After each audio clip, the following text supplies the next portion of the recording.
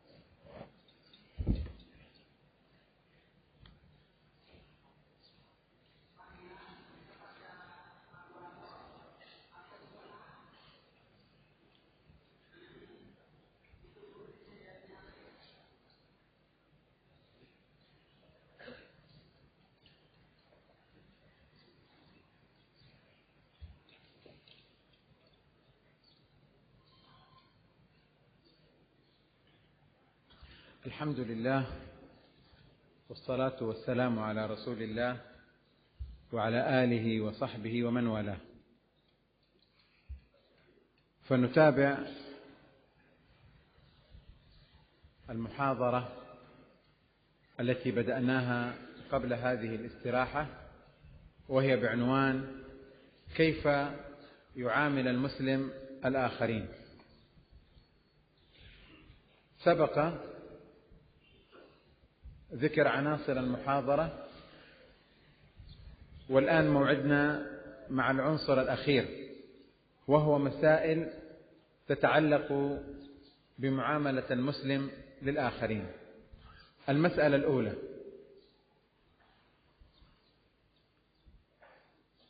أهل المعاصي والبدع لهم معاملة خاصة تختلف عن سائر المسلمين، فإنهم لا يعاملون كمعاملة سائر المسلمين. نعم، قد يشتركون مع المسلمين في المعاملات العامة أو بعضها، وقد يشتركون مع المسلمين في الحقوق المشتركة أو بعضها، ولكن بصفة عامة أهل المعاصي والبدع لا يعاملون كمعاملة المسلم السني الذي ليس بصاحب بدعة، والمسلم الصالح الذي لا يتلبس بمعصية وبفجور. وقد استدل الإمام مالك رحمه الله بقوله تعالى: لا تجد قوما يؤمنون بالله وباليوم الآخر لا تجد قوما يؤمنون بالله واليوم الآخر يوادون من حاد الله ورسوله. استدل بهذه الآية على معاداة القدرية وترك مجالستهم، وقال أشهب عن مالك: لا تجالس القدرية وعادهم في الله. وفي معنى أهل القدر جميع أهل الظلم والعدوان. وقد ترجم البخاري في صحيحه باب الهجرة وقول الرسول صلى الله عليه وسلم: لا يحل لرجل أن يهجر أخاه فوق 3، وباب ما يجوز من الهجران لمن عصى، وباب من لم يسلم على من اقترف ذنبا، ومن لم يرد سلامه حتى تتبين توبته، وإلى متى تتبين توبة العاصي. وقال عبد الله بن عمرو بن العاص: لا تسلموا على شربة الخمر. وفي سنن أبي داود باب مجانبة أهل الأهواء أو بغضهم، وباب ترك السلام على أهل الأهواء.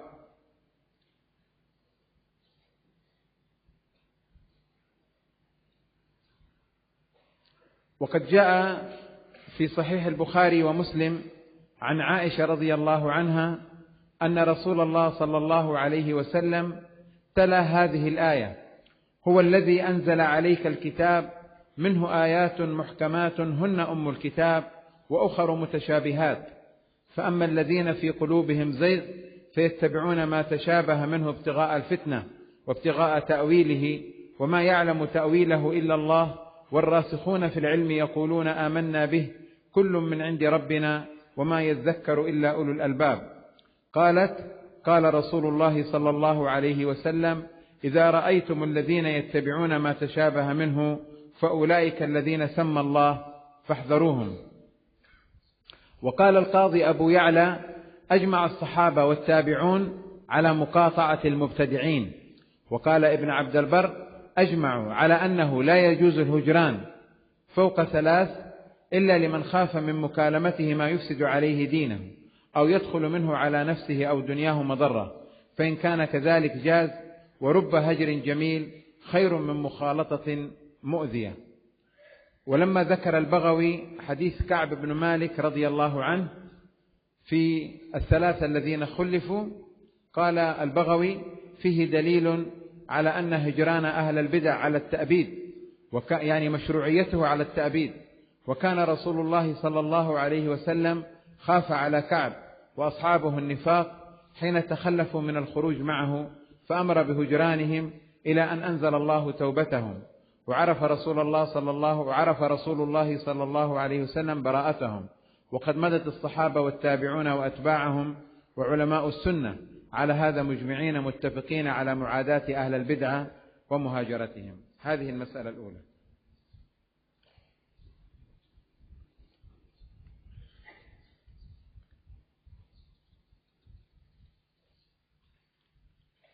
الحمد لله والصلاة والسلام على رسول الله وعلى آله وصحبه وموالاه. أما بعد، ikhwan fiddin rahimani wa rahimakumullah.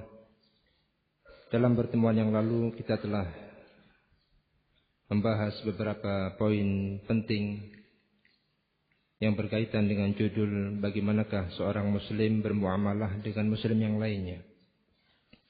Dan dalam kesempatan ini kita akan membahas poin yang terakhir yang berkaitan dengan bagaimanakah sikap seorang muslim dengan ahlul ma'asi dan ahlul bid'ah. Tentunya muamalah seorang muslim dengan ahlul ma'asi, dengan para pelaku kemaksiatan dan para pelaku kebid'ahan tidak sama dengan muamalah terhadap seorang sunni ataupun terhadap orang saleh. Walaupun mungkin saja dalam beberapa hal ada perlakuan yang sama terkait dengan hak-hak secara umum sebagai muslim atau beberapa hak terkait dengan kehidupan bermasyarakat. Disebutkan dari Al-Imam Malik rahimahullahu ta'ala ketika menafsirkan firman Allah Subhanahu wa ta'ala, la tajidu qauman yu'minuna billahi wal yawmil akhir yuwadduna man hadda Allah wa rasulah. Tidaklah engkau mendapati suatu kaum yang beriman kepada Allah Subhanahu wa ta'ala dan hari akhir, kemudian mereka mencintai orang-orang yang memusuhi Allah Subhanahu wa ta'ala dan Rasulnya. Al-Imam Malik rahimahullahu ta'ala berdalil dengan ayat ini tentang mu'adat al-qadariyah, memusuhi al-qadariyah, yaitu orang-orang yang mengingkari takdir, dan berdalil dengan ayat ini untuk tidak duduk-duduk bersama mereka. Berkata Ashhab dari Al-Imam Malik rahimahullahu ta'ala, la tujalis al-qadariyah wa'adahum fillah. Janganlah kamu duduk-duduk dengan al-qadariyah dan musuhilah mereka karena Allah Subhanahu wa ta'ala.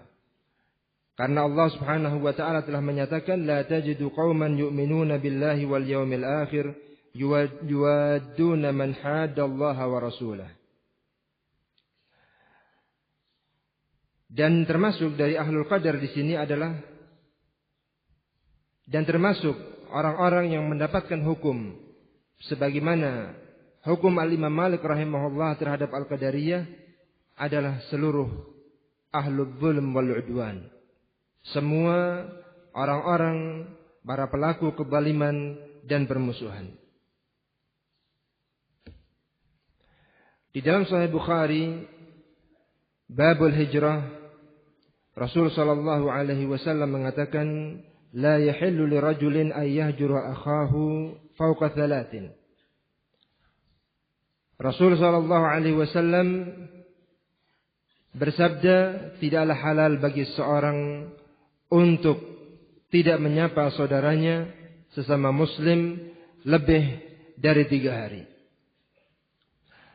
Wabab ma yajuzu minal hijran liman asa. Wabab man lam yuslim ala man iqtarafa dhanban. Wa man lam yurid salamahu hatta man lam yusallam. Bab man lam yusallim ala man iqtarafa dhanban wa man lam yurid salamahu ومن لم يرد سلامه حتى تتبين توبته إلى متى تتبين توبة العاصي Wa qala Abdullah bin Amr la tusallimu ala syurbatil khamr. Ala syarabatil khamr. Disebutkan di dalam Sahih Bukhari juga bab tentang bolehnya menghajar, tidak menyapa orang-orang yang berbuat maksiat. Demikian pula disebutkan di dalam Sahih Bukhari bab orang yang tidak diberi salam atau bab tidak memberi salam kepada orang-orang yang melakukan dosa. Bab tidak menjawab salam hingga para pelaku kemaksiatan tersebut jelas taubatnya. Hingga kapan jelasnya taubatnya seorang yang berbuat maksiat? Kemudian disebutkan perkataan Abdullah bin Amr, janganlah kalian mengucapkan salam kepada para peminum khamr. Di dalam Sunan Abi Dawud rahimahullahu taala disebutkan bab mujanabati ahli al-ahwa atau bughdihim. Bab bimbingan untuk menjauhi orang-orang yang diliputi hawa nafsu atau ahlul bid'ah atau membenci mereka.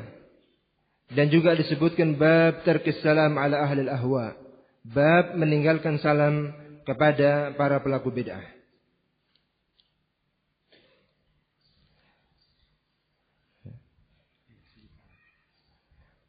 Di dalam hadis Rasul sallallahu alaihi wasallam yang diriwayatkan oleh Al-Imam Al-Bukhari rahimahullahu taala dan Al-Imam Muslim dari sahabat dari Ummul Mukminin Aisyah radhiyallahu anha, beliau berkata, "Tala Rasulullah sallallahu alaihi wasallam hadhihi al-ayah, huwa alladhi anzala 'alaika al-kitaba minhu ayatun muhkamatun hunna ummul kitabi wa ukhra mutasyabihat. فأما الذين في قلوبهم زيغ فيتبعون ما تشابه منه ابتغاء الفتنة وابتغاء تأويله وما يعلم تأويله إلا الله والراسخون في العلم يقولون آمنا به كل من عند ربنا وما يذكر إلا أولو الألباب." قالت عائشة قال رسول الله صلى الله عليه وسلم فإذا رأيت الذين يتبعون ما تشابه منه فأولئك الذين سمى الله فاحذروهم. متفق عليه. Kata Ummul Mukminin Aisyah radhiyallahu anha, Rasulullah sallallahu alaihi wasallam membaca firman Allah Subhanahu wa taala, "Huwallazi anzala 'alaikal kitab", dialah Allah yang telah menurunkan kepadamu Alkitab, yakni Al-Qur'an, minhu ayatun muhkamatun, di antara apa yang terkandung di dalam Al-Quran adalah ayat-ayat yang muhkamat, hunna ummul kitab, wa ukharu mutasyabihat, dan sebahagian yang lainnya lagi adalah ayat-ayat yang mutasyabihat. Fa ammal ladzina fi qulubihim zayg, maka orang-orang yang di dalam jiwa mereka, di dalam kalbu mereka terdapat penyimpangan, fayattabi'una ma tasyabaha minhu ibtigha'al fitnati wa ibtigha'a ta'wilih. Mereka mengikuti ayat-ayat yang mutasyabih tersebut dalam rangka menginginkan fitnah dan menginginkan untuk menjelaskannya tidak sesuai dengan apa yang dimaukan. Wa ma ya'lamu ta'wilahu illallah, dan tidaklah mengetahui maksud dari itu kecuali Allah Subhanahu wa taala. Warasikhuna fil ilm, dan orang-orang yang kokoh dalam hal keilmuan, mereka mengatakan amanna bih, kami beriman dengannya. Kullu min 'indi rabbina, semua itu berasal dari Rabb kami. Wa ma yadhakkaru illa ulul albab, dan tidaklah mengingat itu semua kecuali orang-orang yang berakal. Kemudian Ummul Mukminin Aisyah berkata, Rasulullah sallallahu alaihi wasallam bersabda terkait dengan ayat ini, "Jika engkau melihat orang-orang yang mengikuti ayat-ayat mutasyabih dari Al-Quran, maka mereka itulah orang-orang yang Allah Subhanahu wa ta'ala sebutkan, fahdharuhum, berhati-hatilah kalian dari mereka." Disebutkan oleh Al-Qadhi Abu Ya'la rahimahullah, ajma'a as-sahabatu wat-tabi'una ala muqata'atil mubtadi'in. Para sahabat dan juga para tabi'in telah berijma', telah bersepakat untuk memutuskan hubungan dengan para pelaku bid'ah. Demikian pula disebutkan oleh Al-Imam Ibnu Abdul Barr rahimahullahu ta'ala, ajma'u ala annahu la yajuzul hijran fawqa thalath illa liman khafa mukalamatahu ma yufsidu alaihi dinahu aw yadkhul minhu ala nafsihi aw dunyahu madarrah. Mereka bersepakat, para ulama bersepakat bahwasanya tidak boleh untuk memboikot atau tidak menyapa seorang muslim lebih dari 3 hari. Kecuali orang-orang yang memang dikhawatirkan dengan berbicara dengannya akan menjadi sebab rusaknya agama, atau akan terpengaruh olehnya, atau dunianya akan menimbulkan suatu mabarrah atau suatu kerugian. Maka jika yang demikian itu boleh, fa in kana kadzalika jaza, maka jika kondisinya seperti itu diperbolehkan bagi seorang muslim untuk tidak berbicara dengannya lebih dari 3 hari. Kemudian beliau menyatakan, dan bisa jadi seseorang tidak menyapa orang lain itu lebih baik daripada bergaul dengannya, namun ternyata pergaulan itu menyakitinya. Al-Imam Al-Baghawi rahimahullahu ta'ala ketika menyebutkan hadis Ka'ab bin Malik radhiyallahu anhu, beliau menyatakan wa fihi dalilun, di dalam hadis tersebut terdapat sebuah dalil ala hijrani ahli bid'ah ala ta'bid. Terdapat sebuah dalil disyariatkannya menghajar, memboikot ahlul bid'ah untuk selamanya. Dan Rasul sallallahu alaihi wasallam ketika itu khawatir terhadap Ka'ab bin Malik dan yang bersamanya kenifakan ketika mereka tidak ikut dalam perang Tabuk dan tidak bersama Rasul sallallahu alaihi wasallam. Maka Nabi sallallahu alaihi wasallam memerintahkan para sahabat untuk menghajar Ka'ab bin Malik dan yang bersamanya hingga turunlah ayat dari Allah Subhanahu wa taala tentang taubat mereka. Dan hingga Rasul sallallahu alaihi wasallam mengetahui dengan turunnya ayat tersebut, berlepas dirinya Ka'ab bin Malik dan yang bersamanya dari kemunafikan. Kemudian Al-Imam Al-Baghawi rahimahullah menyatakan, dan yang seperti ini benar-benar dipegang oleh para sahabat dan para tabi'in dan orang-orang yang mengikuti mereka serta para ulama sunnah. Mereka sepakat untuk memusuhi ahlul bid'ah dan menghajar ahlul bid'ah tersebut. المسألة الثانية قد يجتمع في أخيك المسلم أكثر من حق له عليك، فقد يكون هذا الأخ المسلم قريبا لك وجارا لك ومعلما لك، فيجتمع له حق الإسلام وحق القرابة وحق الجوار وحق التعليم. المسألة الثالثة، الكافر لا يشارك المسلم في حق الدين، وهل يشاركه في الحقوق الأخرى؟ هذا محل خلاف عند أهل العلم. المسألة الرابعة، إذا اجتمع أكثر من حق على المسلم فأيهما يقدم؟ قال العلماء يقدم أكثرهما حقوقا، فإن تساووا في الحقوق قدم أسبقهما.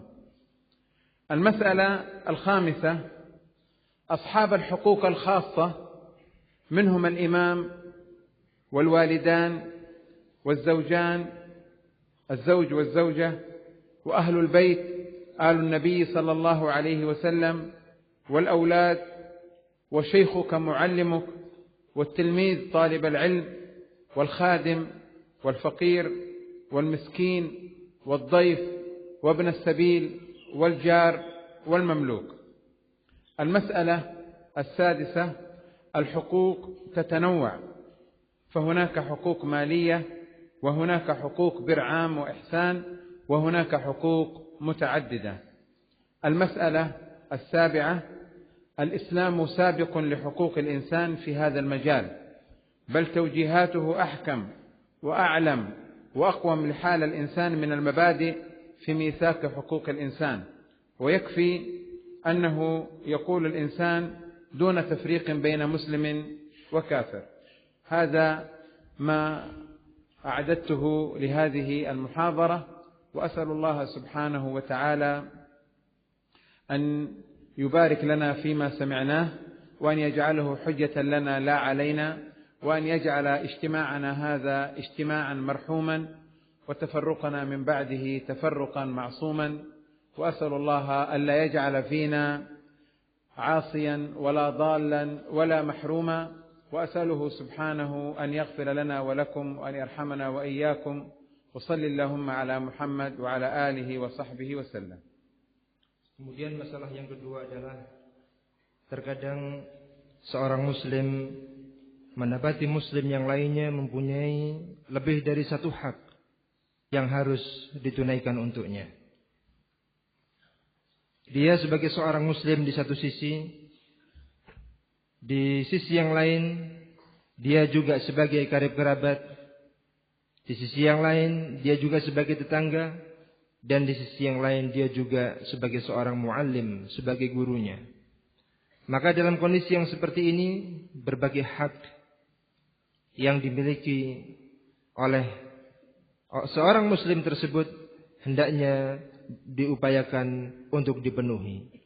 Posisi dia sebagai seorang muslim, posisi dia sebagai karib kerabat, posisi dia sebagai tetangga, dan juga posisi dia sebagai seorang muallimnya. Dari sini kita mengetahui bahwasanya terkadang seorang muslim mempunyai hak yang harus kita tunaikan dalam bentuk satu hak saja, dan juga terkadang mempunyai hak yang lebih dari satu. Kemudian masalah yang ketiga terkait dengan muamalah terhadap orang kafir. Orang kafir dalam hal agama sama sekali tidak ada hak yang sama dengan seorang muslim. Namun dalam permasalahan selain permasalahan agama, para ulama berbeda pendapat apakah mereka mempunyai hak ataukah tidak. Kemudian masalah yang keempat, bagaimanakah jika seorang muslim di hadapannya terdapat sekian orang yang mempunyai hak yang sama-sama mempunyai hak lebih dari satu. Siapakah yang dikedepankan untuk memenuhi haknya tersebut? Maka dalam hal ini yang dikedepankan untuk dipenuhi haknya adalah yang paling banyak hak yang harus kita penuhi. Terkadang seorang muslim keterkaitannya dengan kita mempunyai 3 hak, dan yang lainnya bisa lebih banyak. Maka yang lebih banyak inilah yang haknya hendaknya kita tunaikan terlebih dahulu manakala kondisinya dibutuhkan seperti itu. Bagaimanakah jika posisinya sama? Jika posisinya sama, maka yang dikedepankan adalah yang paling terdahulu darinya. Kemudian masalah yang kelima terkait dengan orang-orang yang mempunyai hak secara khusus. Pemimpin kaum muslimin, kemudian juga sebagai rakyat, haknya harus dipenuhi oleh pemimpinnya. Hak pemimpin juga harus dipenuhi oleh rakyatnya.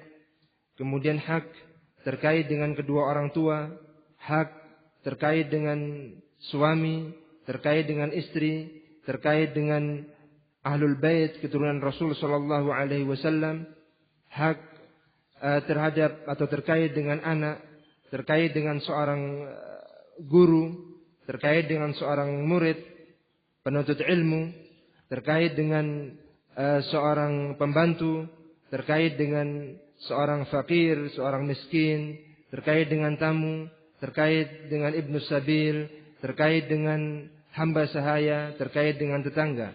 Mereka-mereka ini mempunyai hak khusus yang sepatutnya diperhatikan oleh setiap muslim. Kemudian masalah yang keenam, bahwasanya hak-hak yang ada dalam kehidupan ini bermacam-macam.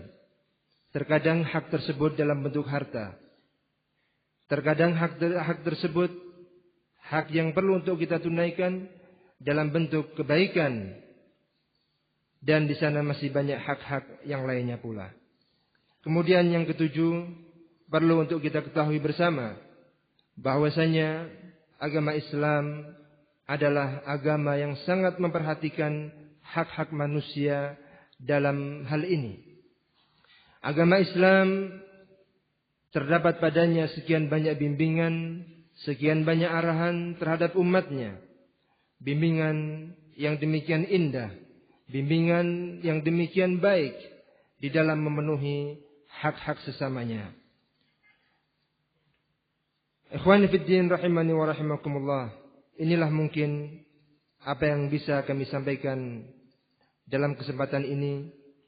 Mudah-mudahan Allah Subhanahu wa taala menjadikan pertemuan kita ini sebagai pertemuan yang penuh dengan kasih sayang, dan mudah-mudahan pula Allah jadikan perpisahan kita sebagai perpisahan yang dijaga oleh Allah Subhanahu wa taala.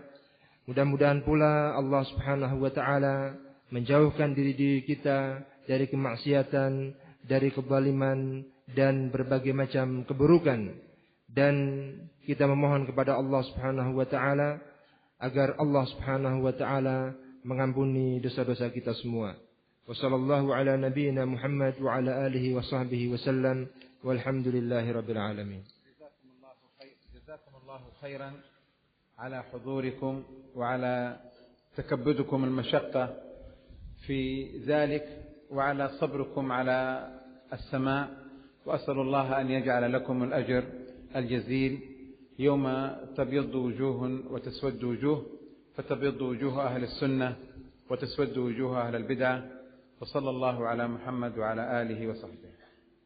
Semoga Allah Subhanahu wa taala memberikan balasan yang besar kepada antum semua atas kehadiran antum di majelis ini, atas kesabaran antum di dalam mendengarkannya, dan juga atas upaya antum dan jerih payah antum yang datang dari tempat yang jauh dalam rangka untuk menuntut ilmu ini. Mudah-mudahan Allah Subhanahu wa taala memberikan ampunannya kepada kita, memberikan kasih sayangnya kepada kita di hari kiamat kelak, yaitu di hari manakala sebahagian wajah sebagai wajah yang hitam dan sebahagian yang lainnya sebagai wajah yang putih. Yang ketiga itu wajah ahlul bid'ah adalah wajah yang hitam kelam, sedangkan wajah ahlu sunnah adalah wajah yang putih berseri-seri. Mudah-mudahan Allah Subhanahu wa taala menjadikan kita semua termasuk hamba-hambanya dari kalangan ahlu sunnah yang dikaruniai wajah yang berseri-seri di hari kiamat nanti. Wassallallahu ala nabiyyina Muhammad wa ala alihi wa sahbihi wasallam.